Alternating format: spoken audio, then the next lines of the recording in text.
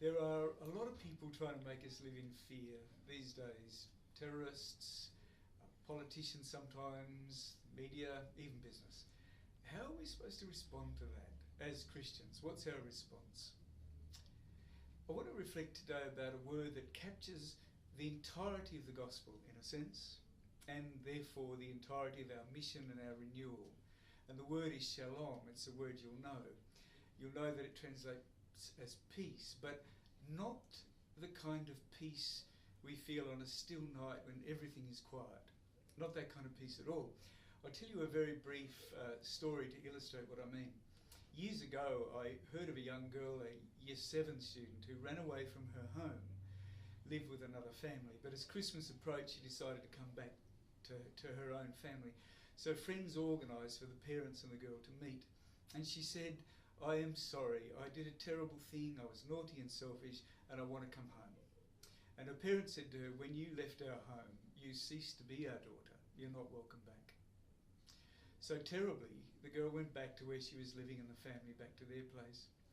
Now, they were not yelling and shouting at each other, it was quiet, but could you call it shalom? It was not peace.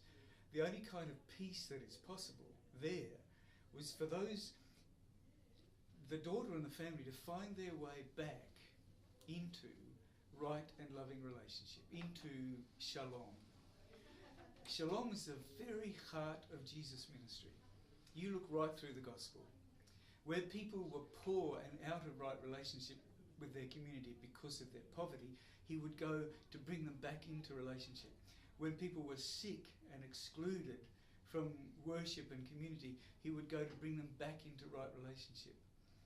The rich, who by their haughty disregard for the poor and the will of God had put themselves out of right relationship with God and with the community, he would address them to bring them back into right relationship. The heart of his mission was always that peace that comes from shalom, from reconciliation, knitting together the broken pieces or the fractured parts of our hearts and our world. It was not quiet. Jesus gave everything he had to shalom. It cost him everything. But on the other hand, this was the very point of his mission. Shalom is not the peace that comes from doing nothing. It's the peace that drives us to be engaged in all the places where the world is broken or hurt.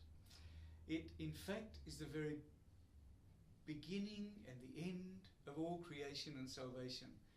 The great divine and eternal shalom of the Trinity, pouring into history the kingdom of God, the kingdom of God's healing peace, leading us back into the heart of the Trinity at the end of all time.